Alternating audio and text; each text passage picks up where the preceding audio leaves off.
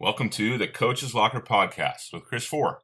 This is the 36th episode, and we are continuing to move through my book, chapter by chapter, putting my book on tape for you, building championship caliber football programs. Chapter 4, The Little Things, Daily Discipline with the Fundamentals. One of the top 10 most important characteristics of state championship football programs. I think you can apply this to any athletic program out there. Folks, do you like it? Do you like what's going on with the podcast? Would you do me a favor? Would you reach out to me? Give me a Twitter DM, an email, chris@8laces.org. Just a little feedback if you like the podcast, if you like what's going on here with putting this book on tape for you. And then also secondary to that, if you could go on to iTunes, if you listen to this via iTunes, give the podcast a rating. I'd really be appreciative of that. Just spend a couple seconds to do that. That'd be awesome. A little good exchange for providing all this great information for you. It's something I really enjoy is helping coaches with their programs. And I think this book is a great book. A lot of great research here. So let's get into chapter 4. You are listening to the Coach's Locker Podcast with Coach Fore, a place for all coaches to call home. The Coach's Locker Podcast is a part of the Football Coaching Podcast Network. Please visit footballcoachingpodcast.com to hear and see our entire lineup of top football coaches coming to you every single podcast with valuable information to help you and your program. The Coach's Locker Podcast with Coach Fore exists to help prepare coaches to be hired for the job of their dreams and to provide coaches with dynamite resources to become even more successful in their field. You can reach me on Twitter at Coach Fore, that's at COACHFORE, and my podcast home is at 8laces.org/podcast. That's 8laces, EIGHTLACES.org/podcast. Welcome to the Coach's Locker Podcast with Coach Fore. Now, let's get after it.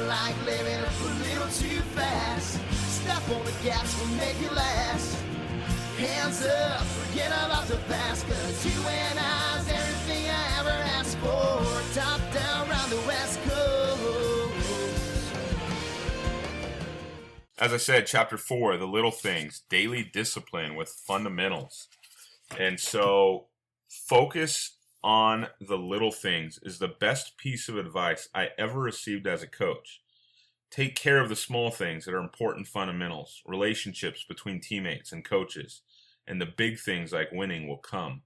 Be committed to your values and stick with them, even if it costs you games now, because you will win in the future. That's from Cathedral High School head football coach Rick Streif out in Indianapolis. Again, Cathedral High School, Rick Streif, a great quote to kick off our chapter. 3 little things, 1 big headache. I will never forget my first away game as a head football coach. It was September of 2003. The game was in Hawaii. Not a bad place to travel for a game, is it? For your first away game as a head football coach. We played in the famous War Memorial Stadium on the island of Maui. That's where the NFL Pro Bowl was held for many, many years. It was a pretty neat place. Looking at pictures of their locker room and field with all these NFL players in them when telling our guys where we were going to be playing. I left 3 very important little things back home in our equipment room in Southern California. It was the absolute last time I ever forgot any of these 3 items as a head coach. I learned a good lesson after that first away game as a head coach. The day before the game, while practicing in helmets, shirts, and shorts, a few kids came asking for the helmet air tool while putting on their helmets before practice. I guess the air pressure in the plane ended up changing the air in their helmets quite a bit. We looked everywhere for it, and we didn't have it. I forgot to pack it. When we got home, I found it right on my workbench in our football office. We knew we wouldn't have field goals to practice on for those practices in Hawaii. We used a field right next to the ocean. It was kind of at a park. It was tough to get anyone to focus. So the first time my kicker practiced kicking field goals was during pregame that week. So he's digging through our ball bag and looks up at me and says, "Coach, where's the tee?" It was in our kicking bag, 2,600 miles away. I went to one of our equipment trays to get my whiteboard marker out. I always have it with me during games, in my back left pocket. It wasn't there. Sure enough, it was also left in Temecula on the whiteboard in our office because one of us coaches had used it after our last practice before flying to Hawaii. What a nightmare, I thought to myself. Every head coach knows the importance of having that marker with you during games to be able to make adjustments with your players right there on the sidelines. On the flight back to California, I made a list of every single thing that our football program needs on the road. I put down everything I could think of that night. Then, with my coaches during the next week, I ran them by that list to see if there was anything I was missing. Sure enough, there were a few things I didn't have on my list. One was the extra cleat box, a small box we had with a bunch of replacement cleats in case any player breaks them off during the game. From that Hawaii game to this day, I spent 8 years total as a head coach. Again, that was my first year. I've used that same list every Thursday or Friday, the day before our games, to help our staff remember what needs to be brought to the game and who is responsible for making sure it gets there. The little things. The little things can make a big, big difference in a football program. And a high school football program has a lot of little moving parts to it. Luckily, we were able to borrow a tee from our opponent that night, Baldwin High School, for my kicker to warm up on. Nevertheless, as kickers are a little bit of head cases sometimes, he was freaking out a little because it was not his normal tee. Can you imagine if it came down to a field goal to win that game? I had a parent run out to buy me a marker for the sideline whiteboard. Luckily, I had discovered I was missing it early enough that night. We also borrowed a helmet pump from our opponent that night. But that meant we had a lot of kids with helmets that did not fit during practice. Some were so bad they had a hard time forgetting about their helmet and just focusing on the last practice before the game. 3 little things, but each of them added up to get me pretty frustrated that game night. There was no excuse for forgetting this stuff outside of not double checking and not having a list as a guide to help me remember everything. My only excuse was it was my first away game as a head coach. I've seen little things have much more dramatic effect on a football team. That little D- that turned into an F and kept a kid from playing in a game or being ineligible for a season. That little personal foul at the end of a hard-fought game that put a team into field goal range. That starting running back forgetting his cleats in his car back in the parking lot. I actually had a kid one time. This was 2016. I had a kid forget his stinking helmet for a game. First time ever. Kicker. Forgot his helmet. Unbelievable. All of these little things, or even one, can hold a team back from reaching their peak performance. Pat Murphy from Capitol High School in Montana says, "We never talk about winning. Winning is a byproduct of out-executing and outworking your opponent. Focus on what you can control, which are the little things: footwork, technique, and off-season training. We are always stressing to our student athletes to not look at the scoreboard, to trust their teammates, and to trust their opponents. Fans should be able to come to our games at any time and not be able to tell if we were up by 42 or down by 42 because of our level of play. Our level and intensity of play should be consistent no matter what the score. This attitude takes time to develop. You must constantly coach your athletes on footwork and doing things perfectly. You must develop an atmosphere in which the athlete is expected to go hard at every snap.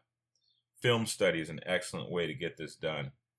I love what he says about focusing on what you can control, which are the little things.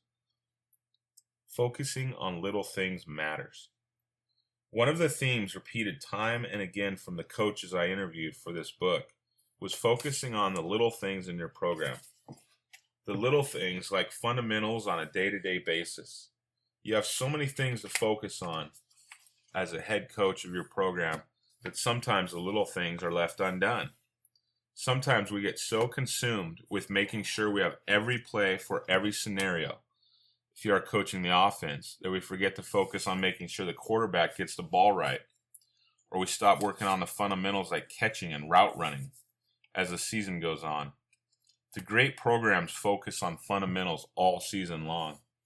I recently read that 50% of games in the NFL are decided by 8 points or less.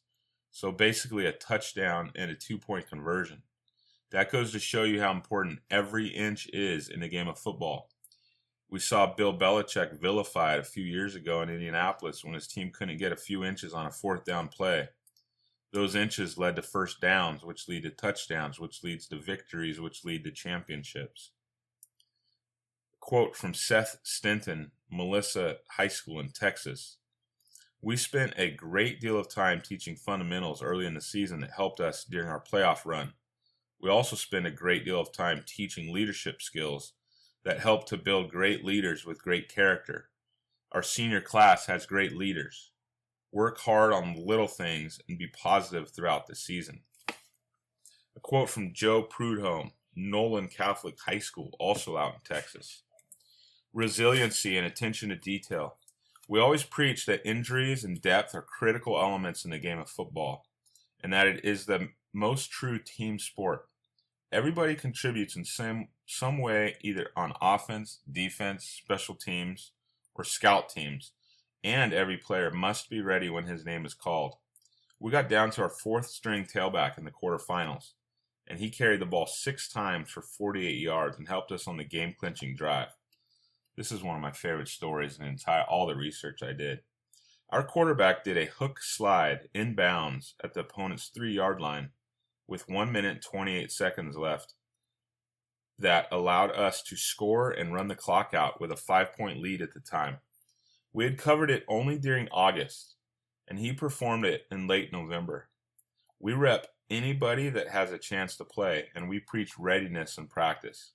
Attention to detail is handled through film study and meetings. Love that story. You talk about a little detail that helped them win that game. Prudhomme's story is one of my favorites from all of the 2011 season research. The little things matter, don't they? This kid had the presence of mind to practice a very minute detail from something he learned in practice. I've never even thought to practice this during my time as a head coach, to be honest. But this one little thing helped contribute in a major way to their state championship. The attention to detail which Coach Prudhomme drills into his kids is such a part of his program that it becomes like second nature to the players. They execute the little things on the field because it has been ingrained in them that the little things matter. Coach John Ellinghaus, a tremendous head coach here in Southern California at Sierra Canyon High School, said, "I feel we did the little things right. You can't just coach the big picture because the big picture is made from several little pictures." I love what he said there. Coach Andy Lowry from Columbine High School in Colorado. I know Coach Lowry, I don't think he's at Columbine anymore, but Coach Andy Lowry said, "I think something we did very well this year was to get our kids to buy into concentrating on the details and the little things. Little things make big differences. Focusing on the little things helps with execution, penalties, and preparing kids and making plays. Hopefully these all lead to real life. Selling the kids on hard work, commitment, and selflessness builds teams and young men. Relating character to life as a husband, father, employee, and person of faith helps young people understand the commitments they are making in sports is helping them grow as a person. If kids can concentrate on the little things, they have the ability to focus on the details of every play and every assignment. This started from day one during stretches, warm-ups, and everyday drills." Bruce Kozerski from Holy Cross High School in Kentucky said, "I would advise any coach to fix your team's performance one play at a time. Block and tackle your opponents, yes, but typically poor performances are a result of individuals not fixing the details of their position. If you can fix your own technique weakness, you will expose the weakness of your opponents." 5 little things to focus on in your program. Knowledge of the rules. When was the last time you had an official come in to talk with your players about the rules for the upcoming season? Or just go over some of the big things that get called a lot? I learned this from a college coach at a clinic one year. He talked about how they brought in officials every year to talk with his team and staff about the new rules and points of emphasis. That was in 2005. So every year after that, as a head coach, I brought in one of the top officials in our area to talk with my team for about 30 minutes during our training camp. Then they stayed afterwards with a few other officials to work a scrimmage of ours. I love being able to hear firsthand from these guys exactly what the new rules are and exactly what they are not. Looking for on certain calls like clipping, blocking the back, and holding. It is great for our offensive line to hear from an experienced official where they are going to get in trouble and where they will be okay. This is one of those little things you can do to help your players succeed. Plus, it will give them an appreciation for the officials, which I think is important. Contact your local officials association. I'm sure they'll be happy to help with this. I've never had a hard time getting them to come out to our training camp before the season. Accountability for little things. I was at a St. Margaret's High School practice a few years ago. It was in December, and my team was done for the year. They were in my league. Their coach, Harry Welch, who was interviewed for this book, who's won 3 state championships in California, invited any coaches from our league who were done playing to come out to practice. At the time, they were on their way to an amazing 42-game winning streak and a first state championship for their school. One thing I learned that day watching his team practice was about accountability for the little things. They must have kicked about 20 point after touchdown kicks. I mean, we're late in the season, December, and he's yelling about a wing in the protection scheme who had his feet about 3 inches from where they should have been. I'll never forget that. He made them kick the ball over and over and over until this one kid got his positioning perfect. It's one of the reasons he has had so much success. Paying attention to a kid's feet, he demanded perfection with the placement of these feet on a PAT in practice in December. One tool that Coach Welch uses to ensure his team is being held accountable for the little things is that he makes them run. If a play does not go right, they stop what they are doing the entire program, right then and there, and all of the kids run to a sideline. Then they sprint to the other sideline and back, just one crossfield. The result is instant accountability for the kids. A quote from Coach Welch, Santa Margarita High School in California. That's where he went after St. Margaret's. Accountability is the most important aspect of your championship season. Work on it with players, coaches, and yourself every day. Larry Glatzak from Centralia Wetmore High School in Kansas. We focus on the little things in football. We run the single wing offense and really pay attention to detail and executing those plays to perfection. Carl Limke, St. Croix Lutheran High School in Minnesota. Athletes carried out each assignment to a high degree of excellence. It is developed through consistency and repetition. Richard Morgan from Oscar Smith High School in Virginia. Greatness is uncommon. Therefore, it will not be achieved by the common man. That's a motto we lived by in 2011. We had to get everyone in the program to strive for greatness in what they do every day. As coaches, we refused to let them settle for just getting by. We didn't let them just blend in. Every player was held accountable to stand out and make a difference. They were not allowed to be common.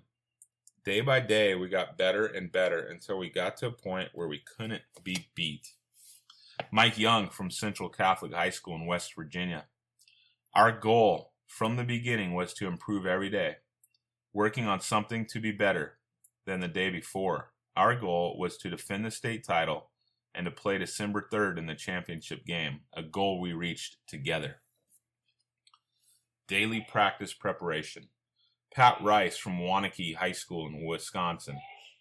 I'm not sure we do anything completely unique. We try to do what we do. We believe in being fundamentally sound in all 3 phases of the game. I think we do an outstanding job in preparation, week to week as well as year-round. Then, taking it from the whiteboards and film onto the field. I think we run an extremely efficient practice. It's very up-tempo with a tremendous number of reps. We believe that our attention to detail during the week and our number of reps allows our players to understand the game plan and play fast. It's kind of ahead of his time. I mean, that was 8 years ago. Not too many people were talking about high reps like that in practice and high tempo. How often do you sit down with your staff to prepare for practice? Do you just run the same practice plan throughout most of the year? I think one of the keys is making sure to prepare for practice. A lot of high schools do this very well, and a lot of the high schools do not do this very well. No coach I've worked with has done a better job of this than one of my defensive coordinators named CJ Del Balso.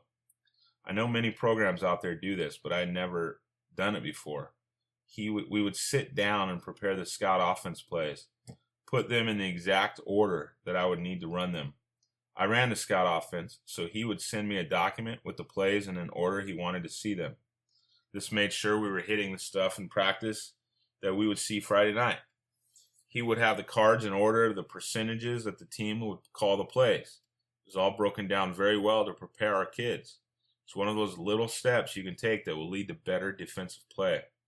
Like all good coaches, he and his defensive staff would break down the plays from about 3 games of our upcoming opponent. This was back before huddle. And then put that breakdown into stats. What is the percentage of time we will see this play from this formation type of thing? Man, huddle's made that easy, hasn't it? Our teams were prepared so well defensively because of this. He would have me run plays on the scout team during the week in the same proportion that the kids might see them on Friday night. Do you spend this kind of time preparing for practice, or do you just go out and practice? Our staff would usually sit down in February to schedule our offensive installation calendar for August. It takes time to practice right, but from reading the feedback from coaches, you can't overlook the little things like practice preparation and expect to have success on Friday night. Bob Godsey from Hartselle High School in Alabama. I think we spend more time on ourselves. We're not a big, athletic, or imposing team. Our edge has to be execution. We must out-execute our opponent. Our kids really bought into that this year in all phases of the game. When we needed it most, we seemed to execute at our very best. Your equipment. Equipment was an area I was not prepared for my first year as a head coach. During one of our first games that year, we had a chin strap break on one of our starting backs. We ran the wing tee, so each back is so important. We were scrambling for a chin strap that would fit in the middle of the chaos of a game. I did not have an extra chin strap anywhere, so we just took one off of a kid's helmet who was not playing and gave it to the starter. This was not the best solution, was it? What if that backup had to go into the game? I learned 2 valuable lessons that night. 2 of those little things that can save big headaches down the line. Number 1, have a dad volunteer as your equipment manager if you don't have a paid one for the games.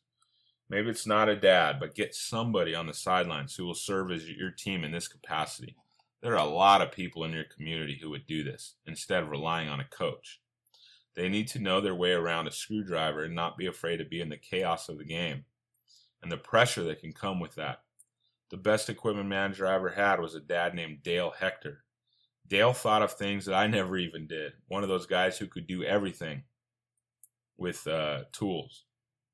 He was great at being one step ahead of our staff on the sidelines during games. He would be running out to get a kid's helmet if it flew off before I could even turn around and find him. The second thing, pack an extra equipment bag for your games. Some of you, this is a no-brainer. Some of you probably don't use one. In this bag, make sure to have at least 2 backups of everything, if not more. 2 extra sets of shoulder pads, 2 extra game pants, 2 extra game jerseys. Remember to have one for an eligible number and one for an ineligible number for your lineman. 4 extra thigh pads, 4 extra knee pads, etc. Kids will surely forget something, and if you are traveling, this bag is a lifesaver. During a game, if something is broken or missing, this bag will be indispensable. Special teams personnel chart. Some things you can learn just by doing. In my second year of coaching this great sport, I learned about creating a special teams personnel chart. I was coaching a JV team at Fallbrook High School and was put in charge of the special teams. In one of the very first games that season, I lost a linebacker named Craig to an injury and never even realized it. I was the offensive line coach, I was with the offensive lineman on the whiteboard at the bench. I was not watching the defense. Next thing I know, we're on kickoff return. I'm counting the kids in the huddle, and Craig is not there. I'm yelling for him, and one of our coaches tells me he's hurt, points towards the trainer's table. Sure enough, shoulder pads and helmets are off. What do? Grab the first kid I can see and tell him to get on the field. He's strapping on his helmet asking, what do I do? As he's running onto the field, and what do I yell as a young second-year coach in the 1990s? Just block somebody. How well prepared was this kid? How prepared was I? Was I cultivating a championship program with being unprepared like this? Keith Croft from Bishop Hendrickson High School in Rhode Island said, I would prepare the same whether your goal is a state championship or to finish with a 500 record. It is the preparation and consistency within your program that will cultivate championship success. A little thing, a special teams personnel chart would have helped me in this situation. My special teams personnel chart has a list of all 5 special teams rosters and their backups. We go over this every Monday during walkthroughs. I stand at the 5-yard line while the team is on the end line in the end zone. I yell out, kickoff team. My whole team yells out, kickoff team. I have them do that so they're active listeners. If they're not on it, I'll hold them accountable. The 11 kids on the kickoff team come all the way to the goal line. Okay, so there's that separation. I count them out by calling their names and having them respond with here. This gets everyone on the same page as far as who is on what team. A lot of programs do this Thursday. The JC program I did this with, the head coach did this on Fridays, the day before a game. I didn't like that. Again, I always like doing this on Monday so everybody knows the entire week what special teams are on and what special teams are backup on. If a player gets injured during the week, we can cross him off the chart and put him in his backup. Maybe we want a different returner for a certain game. We just slide him in and remove the other kid.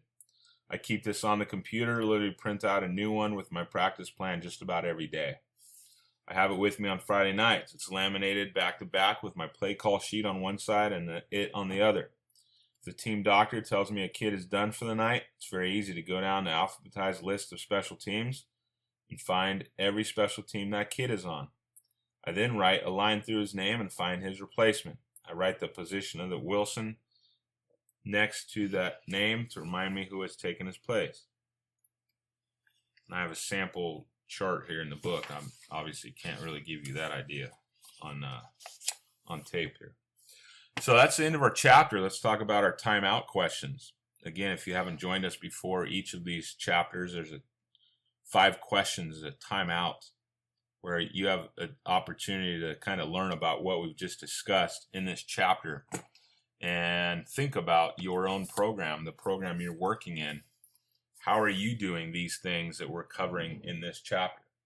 So today's timeout for the little things. What did you learn from this chapter that you can immediately apply to your program? And you can press pause now to answer that. Take some notes maybe on that. Question number 2. What is one thing your program does very well in regards to the little things? What is one thing your program does very well in regards to the little things? Question number 3. What is something that your program can do better in regards to the little things?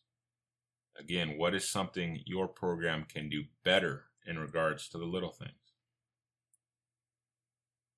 Question number 4. I spoke about several game day little things in this chapter. What is a game day little thing that your program can focus on this coming season?